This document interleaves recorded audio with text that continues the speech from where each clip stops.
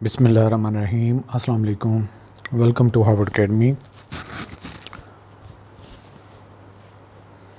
Dear students, आज हम income tax का चैप्टर 1 और इसमें डेफिनेशंस को कंटिन्यू करेंगे। आज के सेशन की पहली डेफिनेशंस सब सेक्शन 9 से स्टार्ट हो रही है, बोनस शेयर्स। तो इसका थोड़ा कंसेप्ट ले लें। बोनस शेयर्स होते हैं कि एक कंपनी में जितने भी इन्वेस्टर्स होते हैं, जिनको शेयर होल्डर्स कहते हैं, जिन्होंने कंपनी के शेयर्स खरीदे होते हैं, तो कंपनी जब प्रॉफिट अर्न करती है तो समटाइम उसका कुछ हिस्सा डिस्ट्रीब्यूट कर देती है, और वो डिस्ट्रीब्यूट समटाइम डिविडेंड की शक्ल में होता है, और समटाइम कुछ एक्स्ट्रा शेयर दे दिए जाते हैं। जिसके पास 1000 शेयर्स हों, लेट्स सपोज हर 1000 के बाद जिसके पास 1000 शेयर हों तो उसको 100 एक्स्ट्रा शेयर दे दिए जाते हैं। तो इस तरह से क्या होता है कि जिसके पास 2000 होंगे उसको 200 शेयर दे दिए जाएंगे, जिसके पास 3000 शेयर होंगे उसको 300, और इसी तरह से प्रोपोर्शनेटली उनको एक्स्ट्रा शेयर दे दिए जाते हैं, और इस तरह से उनकी नंबर ऑफ़ शेयर्स भी बढ़ जाते हैं और इस तरह से उनको फ़ायदा हो जाता है। तो इस तरीके का से जो प्रॉफिट डिस्ट्रीब्यूट किया जाता है कंपनी का, उसको बोनस शेयर्स कहते हैं। तो इनकम टैक्स ऑर्डिनेंस ने यहाँ डेफिनेशन के एरिया में इसको डिफ़ाइन नहीं किया, लेकिन मैंने आपकी सहूलत के लिए, ताकि आप उसको जो है अंडरस्टैंड कर सकें। Bonus shares also known as scrip dividends और capitalisation issue are additional share distributed by company to its existing share holder without any cost. These shares are issued by a company as a reward to its shareholder, usually in proportion to a number of shares they already own. Bonus shares are not paid for in cash by the shareholders. Instead, they are given free of charge based on the company's retained earnings or capital reserves. तो यही बात की गई है जो आपको समझाई है कि जितना कैपिटल डिस्ट्रीब्यूट वो करना चाहते हैं, जो ऑलरेडी रिटेन अर्निंग्स हैं, उनमें से जितना हिस्सा उसी के बेसिस पे डिसाइड किया जाता है। लेकिन ये बात याद रखें कि ऑलरेडी जो शेयर होल्डर्स होते हैं उन्हीं को ये शेयर दिए जाते हैं, दूसरों को ये शेयर्स नहीं दिए जाते। अच्छा, इसके बाद आ जाती है नेक्स्ट हमारी डेफिनेशन बिज़नेस। बिज़नेस से मुराद ये है कि कोई भी काम जो आप जिससे कम अर्निंग करना चाहते हैं और बिज़ी रहते हैं कोई काम करने के हवाले से, सिवाय एम्प्लॉयर और एम्प्लॉई यानी कि एम्प्लॉयमेंट के रिलेशनशिप के अलावा बाकी सारे इस बिज़नेस में आते हैं। Includes any trade, commerce, manufacture, profession, vocation और एडवेंचर और concern in the nature of trade, commerce, manufacture, profession और vocation, but does not include employment. तो इसमें एम्प्लॉयमेंट नहीं आती। बाकी इसमें जो ट्रेड है, कॉमर्स है, मैन्युफैक्चर है, तो ये सारे प्रोफेशन आते हैं इसमें। इसके बाद आ जाता है बिज़नेस अकाउंट। बिज़नेस अकाउंट का मतलब ये होता है कि आपका एक पर्सनल अकाउंट होता है जिसमें आप अपने पर्सनल मामलात का लेन देन जो है वो फिनेंशियली उसको हैंडल करते हैं। जबकि बिज़नेस का जो लेन देन है उसके लिए जब आप अकाउंट ओपन करते हैं, जितनी भी आप बिज़नेस के लिए कोई चीज़ परचेज़ करते हैं, सेल करते हैं, उसके पैसे आते हैं, तो उसके लिए जो अकाउंट मेनटेन किया गया होता है उसको कहते हैं business account. Means a bank account utilized by the tax payer for business transaction declared to the commissioner through original or modified registration form prescribed under the section 181। यानी कि आप ओरिजिनल जो आपका बेसिक जो रजिस्ट्रेशन फॉर्म है उसमें भी mention कर सकते हैं बैंक अकाउंट, या बाद में मॉडिफाई करके उसको चेंज करके दोबारा से भी अपना अकाउंट चेंज कर सकते हैं। अगली डेफिनेशन है capital assets. Mean a capital asset as defined in the section 37। Again ITO यहाँ पे चुप है और डिफ़ाइन नहीं किया, तो इसलिए मैंने आपकी हेल्प के लिए एक्स्ट्रा इसमें ऐड कर दिया है। A capital asset refers to any significant piece of property owned by an individual और corporation that holds long term value and has the potential to generate wealth. इसकी एग्जांपल्स हैं। Examples of capital assets include real estate properties, stocks, bonds and valuable collectibles. Charitable purpose यानी कि खैराती मकसद के लिए। तो some time जो business होती हैं वो अपना कुछ प्रॉफिट में से चैरिटी पर्पज़ के लिए, एजुकेशन सेक्टर को, मेडिकल रिलीफ किसी को देना हो गुरबा में, तो ऐसे फ़ंड जो है वो डिस्ट्रीब्यूट किए जाते हैं, दिए जाते हैं। लेकिन रजिस्टर्ड इदारा हो, चैरिटेबल के पर्पज़ का जो अपने रिक्वायरमेंट गवर्नमेंट की फुलफ़िल करता है उसी को देना चाहिए। तो इसमें include relief of the poor, education, medical relief and advancement of any other object of general public utility. इसके बाद आ जाता है चीफ़ कमिश्नर। चीफ़ कमिश्नर एक ओहदा है और डेफिनेटली इनकम टैक्स के हवाले से ही यहाँ पे बात हो रही है। तो चीफ़ कमिश्नर एक ख़ास रीजन को जब हेड कर रहा होता है, means a person appointed as chief commissioner inland revenue under section 208 and includes a regional commissioner of income tax and director general of income tax and sales tax. इसके बाद है कोलेक्टिबल इन्वेस्टमेंट स्कीम। तो इसकी भी डेफिनेशन नहीं थी collective investment scheme. तो collective investment नाम से भी कुछ ज़ाहिर है, क्योंकि कोलेक्टिव हमारे पास मुख्तलिफ इन्वेस्टर्स हैं, उनके पास अपने अपने पैसे हैं, वो सारे इन्वेस्ट करना चाहते हैं, उनसे कुछ आप लेते हैं, जितना कोई कंट्रीब्यूट करना चाहता है तो इसको क्या कहेंगे, कोलेक्टिव। जब सारे मिला के एक जगह पे इकट्ठे हो जाएंगे तो ये कोलेक्टिव हो जाएगा। तो इन्वेस्टमेंट, इसको फर्दर इन्वेस्ट करना। तो स्कीम ऐसी होती है कि जो भी इन्वेस्ट अपने थोड़े बहुत पैसे करना चाहता है तो एक पूल बन जाता है, इस पूल को फर्दर एक कंपनी मैनेज करती है कि कहाँ पे इनको हमें इन्वेस्ट करना चाहिए जिससे फ़ायदा हो सकता है। तो इसको कहते हैं collective investment scheme.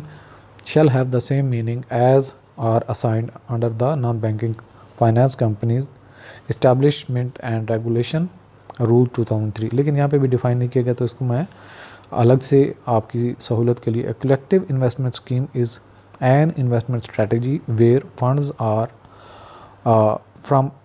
funds from multiple investors are pooled together to form a collective investment. This pooled fund is managed by a professional fund manager who invest in diversified portfolio of assets such as stocks, bonds or real estates or other securities on behalf of the investors.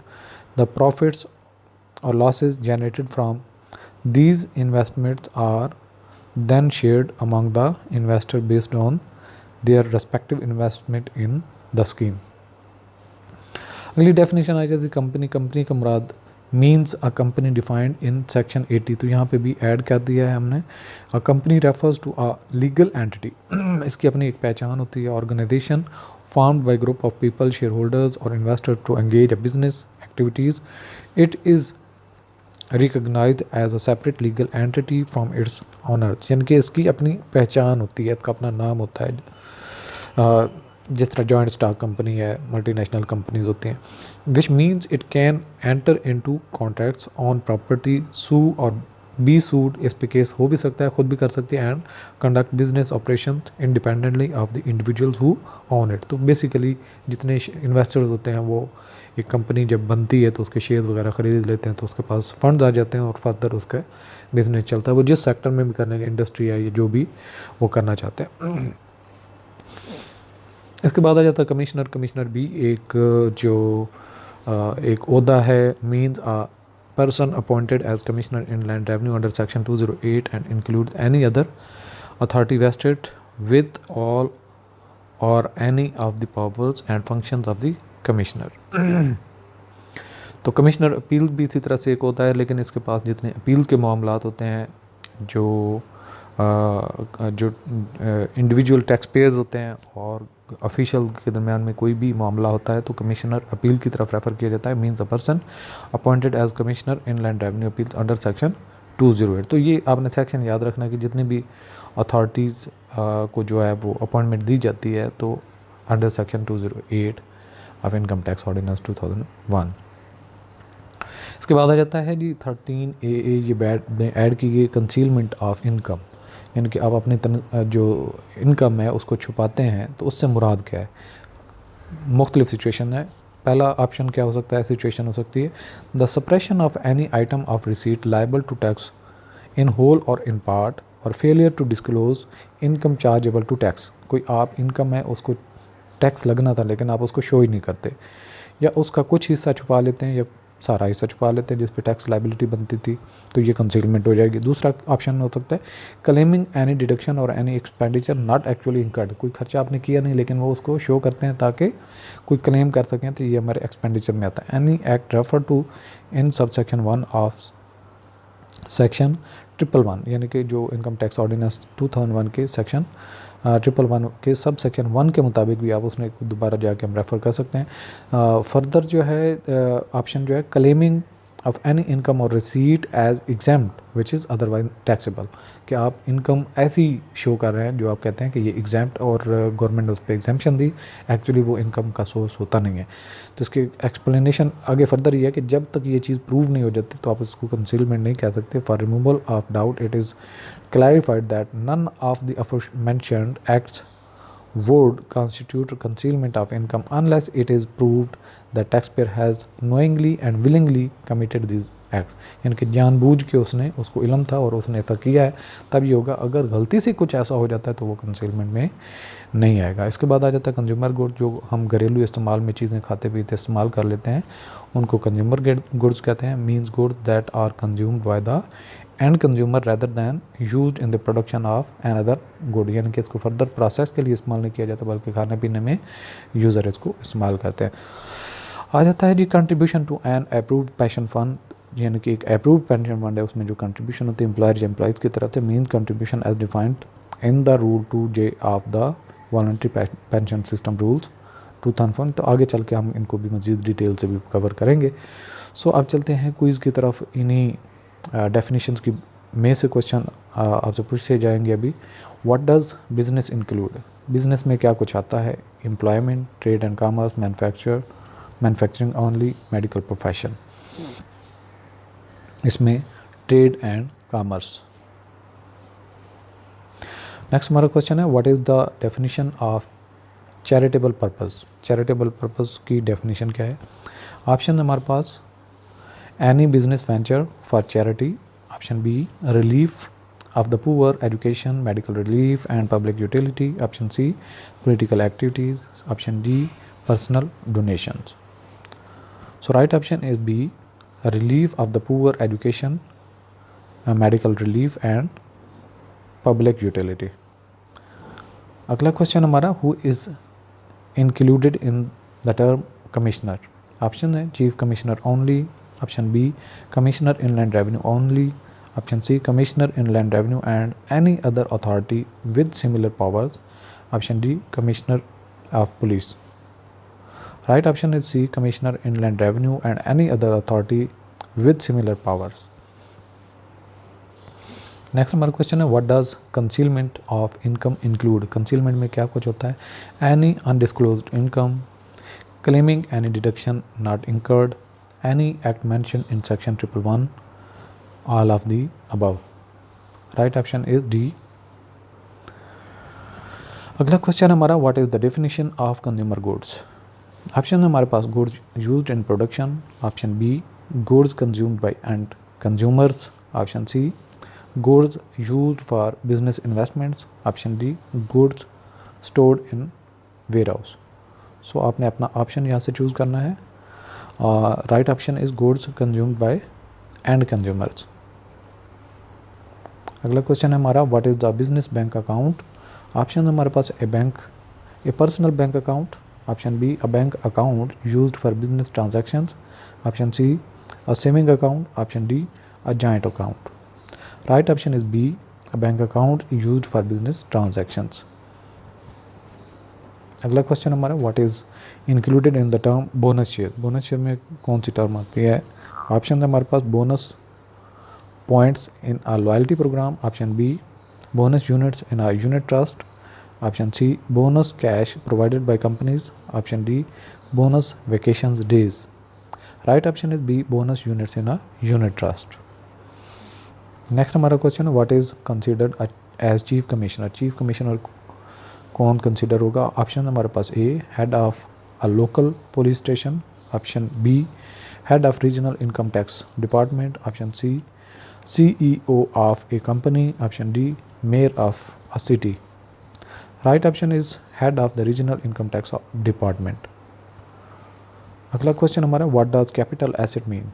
Option है हमारे पास A assets owned by the government, option B assets used in business operations, option C assets owned by individuals and companies for investment purposes, option D assets used in personal residences। Right option is C, assets owned by individuals and companies for investment purposes. अगला हमारा question है, what is the definition of contribution to an approved pension fund. Option हमारे पास, donation to any pension fund. Option B, contribution defined in the voluntary pension system rules. Option C, any payment made to a pensioner. Option D है any payment made to government pension fund. Right option is contribution defined in the voluntary pension system rules. So आज का session यहाँ पे and होता है। अल्लाह हाफिज़।